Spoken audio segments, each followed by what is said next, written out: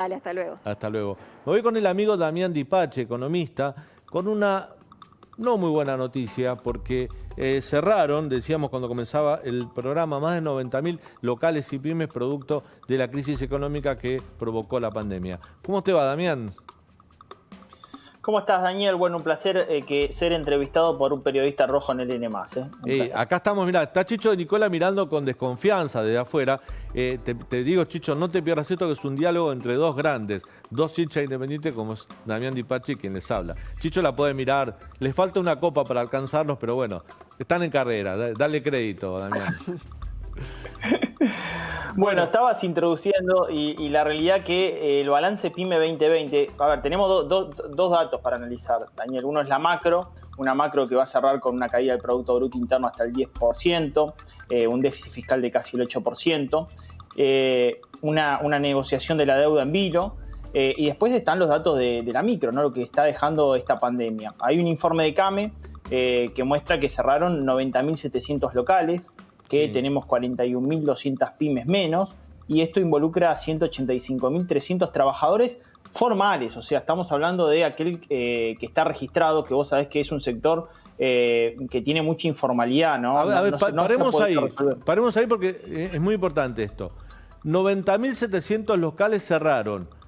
Dentro de esos 90.700 locales, ¿incluye las 41.200 pymes o hay que agregarle las pymes a los locales? No, incluye a 41.200 pymes, sí. Dentro de las cuales ahí tenés 185.300 trabajadores en total. Que estaban en blanco, y uno sabe que muchos locales y muchas pymes, producto del gran costo laboral que genera tener empleados en blancos, hay muchos trabajadores en negro, trabajadores informales, que de alguna manera si cerraron también perdieron su trabajo. O sea que sí, ese número podría ser mayor. Claro, y hay que decir que tampoco hemos hecho nada, no tenemos perspectiva de 2021 respecto de una modificación en este sentido. A ver, si vos ves imágenes, no sabés nada de economía, pero solamente ves La Nación Más todos los días. Entonces, ¿qué ves? Bueno, que en realidad eso no se revierte, al contrario, se acentúa, por ejemplo, la informalidad. Lo vimos en Calle Avellaneda, lo vimos en La Salada. O sea, que la informalidad en términos de comercio se acentúa en contexto de crisis. Cuando vamos al trabajo, bueno, esas personas tienen total precariedad en la informalidad. Tampoco hay reformas desde el punto de vista laboral. Armando Cavalieri viene manifestando de que es necesaria una reforma laboral y sobre todo en el sector comercio, porque ¿cómo se van a abrir todos estos locales? Daniel, no es tan sencillo reabrir estos locales en un contexto de mucha incertidumbre ante la potencialidad de un segundo rebrote como está sucediendo en Europa. Por lo cual, yo digo, si no se hace una reforma después de este balance que estamos teniendo del año de las pymes, que son las mayores generadoras de empleo y el mayor volumen empresario del país, ¿cuándo se hará, no, esa reforma para incentivar a la reapertura de esos locales? Porque yo no creo que haya posibilidades que eso acontezca si no hay algún incentivo en el medio, ¿no? Bueno, una reforma laboral que permita por lo menos a los nuevos trabajadores entrar en condiciones que tengan mayor flexibilidad para el sector que los contrata y respetar los derechos adquiridos de los trabajadores que ya están en el sistema formal de trabajo. Digo esto para que no pensar que una reforma laboral significaría que le vas a quitar derechos adquiridos a los trabajadores formales, sino que para que los nuevos, los que hoy están en negro o en el sector informal, puedan incorporarse al sector formal de trabajo. Además, eso significaría también mayores aportes al sector previsional, significaría poner en marcha una rueda de la economía que estaba bastante atascada, ¿no? Yo creo que debería tener dos cuestiones y creo que no toca ningún derecho. Primero, seguro de desempleo, por lo cual el trabajador tiene derecho a indemnización, pero a través de un seguro. Segundo, el tema de que la contribución patronal del sector MIPYME sea por el eslabón empresario. El comercio se ha fundido. Bueno, van a tener cero carga de contribución patronal para aquellos que empleen en los próximos 3, 4, 5 años. Si sos MIPYME, el más chiquito, el micro, cierta contribución patronal. Sos pequeño, otra contribución, y sos mediano, otra. No puede ser que paguen lo mismo que una gran empresa y no tienen la misma economía de escala. Esto hay que hacerlo, Daniel, lo venimos debatiendo y cada vez tenemos menos trabajo. Ayer, bueno, vos me estabas recién diciendo que Silvia Stan va a estar con ustedes. Que hable un poco, Silvia, del informe maravilloso que hizo ayer sobre la situación del empleo. Estamos en el mismo nivel de empleo del año 2009-2010. Lo hizo ayer Silvia en La Nación. Sí. Estamos en el mismo nivel de empleo, trabajo asalariado que en el año 2009-2010.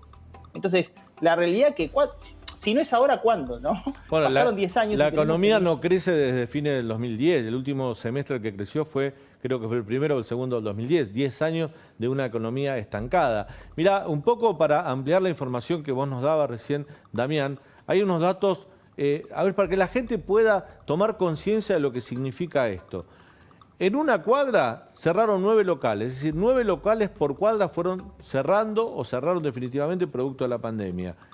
Los rubros más afectados fueron indumentaria, calzados y decoración y textiles para el hogar.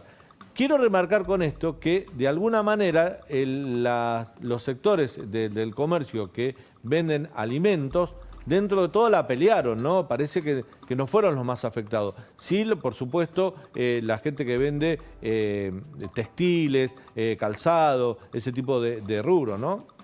Y se correlaciona, Daniel, con los datos de producción industrial, PYME, en el sector textil y calzado, porque son los sectores más afectados en la producción industrial. Porque obviamente si vos producís necesitas vender en el sector minorista, vos sabés que es así, es una cadena de valor. Y bueno, realmente ha sido lo más afectado también el sector industrial textil y el sector calzado. Y un dato más adicional a lo que vos manifestabas es que muchos locales se han reconvertido a sectores de consumo masivo. Yo veo una crisis latente con una competencia intensiva por el mismo cliente con caída del ingreso. Yo no sé cuánto se puede sostener que en una cuadra, y lo hemos relevado, hoy veas 3, 4, 5 verdulerías. Hemos relevado en 4 manzanas 5 verdulerías. Hemos relevado crecimiento, porque obviamente esos son bienes de demanda inelástica, todos los consumimos, y en definitiva ha crecido en forma exponencial. Bueno, me parece que también en ese sentido creo que algunos actores económicos después terminan cayendo porque no pueden sostener el nivel de costos respecto de la demanda que tienen porque están divididas fuertemente, ¿no? Damián, otro de los temas que podemos charlar con vos que me parece muy importante es que a partir de la sanción de la nueva ley de alquileres, esto no generó mayor oferta o mayor dinámica en el mercado inmobiliario respecto a los alquileres, sino todo lo contrario. Aquellos propietarios ya decidieron no alquilar y están optando por vender. Sí, esto lo veníamos diciendo, Daniel, que la ley de alquileres iba a generar una distorsión muy fuerte en el mercado. Un mercado que se maneja obviamente por oferta y demanda.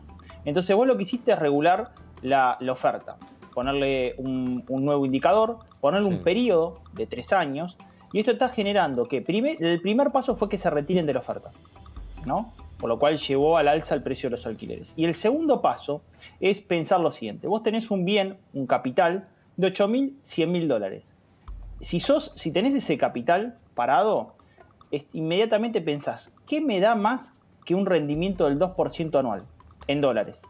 ¿Bien? Porque ese es el rendimiento que tiene respecto del alquiler una propiedad, el 2% y en algunos casos 1,5%. Y hoy la realidad que hasta cualquier inversión te da mejor rendimiento que tener ahí ese capital fijo con los riesgos que conlleva tener la incertidumbre de una fórmula que conoces y 3 años de un contrato que en muchos casos no se quiere hacer. Esto, la realidad que va a traer muchos perjuicios. Esta ley de alquiler fue un capricho. Esto se sancionó en el medio donde debería estar cruzado, en el caso que esté en intención política de hacer lo que lo estuvo, con un cruce de crédito hipotecario, Daniel.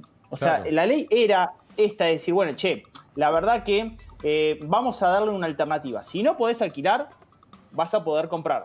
Bueno, ahora, según tu mirada, ¿esto sucede porque la ley es mala o porque rompe ese viejo dogma que indica que cuando el Estado se mete en el libre juego de la oferta y la demanda entre privados, lo corrompe o lo termina de alguna manera rompiendo ese acuerdo que existía? O sea, ¿la ley es mala o simplemente la intervención del Estado hace que esto no funcione? La ley venía acarreando ciertas intervenciones en el sector inmobiliario. No podemos olvidar que bienes personales lo volvió a incorporar Duhovne en el año 2018. O sea, ese bien está pagando hoy un precio, un porcentaje, una alícuota por solamente tener ese bien, que antes obviamente se iba a ir sacando en el tiempo. Ahora esa alícuota quedó totalmente frenada, por lo cual ese bien paga más. Eso hay que descontarlo del rendimiento que te deja el alquiler en el caso que vos lo alquiles. Claro.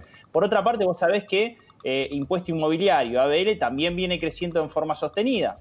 A eso le tenés que sumar esta nueva ley. La ley fracasa porque el Estado, en definitiva, quiere intervenir en un lugar donde había algunos casos que seguramente había abuso, pero tomó esos casos por el todo. Y ahora el todo, en definitivamente, se comienza a retirar lentamente del mercado porque no acepta que esté condicionado a algunos casos donde evidentemente hubo abuso respecto de la totalidad del mercado. Y no se puede esto regular de esa forma. La realidad es que no va a terminar sirviendo esta ley y va a ocasionar más dolores de cabeza que beneficios. Pero te voy a decir una cosa. Muchos inquilinos, cuando se sancionó la ley, decían, no, yo prefiero que sea semestral porque tengo también mayor previsibilidad, yo prefiero que sea sobre inflación, prefiero saber qué voy a pagar, porque vos sabés que en un contrato de 2 años los precios se iban instalando con una inflación fija. Claro. O sea, en el contrato, si ajustaban por 30% en el precio, vos tenías el primer semestre pagabas un monto, el segundo semestre otro monto, y el tercero otro monto, y el último semestre otro monto, pero estaba fijo en el contrato. Ahora, el inquilino, además, en muchos casos va a tener que pagar más, porque esto va por el RIPTE, que es el salario de los trabajadores registrados en el sector formal y la inflación. Cuando el mercado se corrió, porque desgraciadamente a Macri se le aceleró fuertemente la inflación, los contratos estaban por debajo de la inflación futura, por lo cual los inquilinos venían pagando menos con la anterior fórmula que con la actual. Esto está totalmente comprobado, ¿eh? Claro.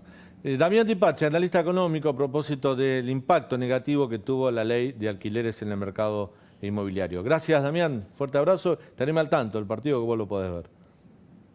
Por favor, abrazo grande, Dani. Chau, chau. Bueno, vamos a hablar un poco de policía.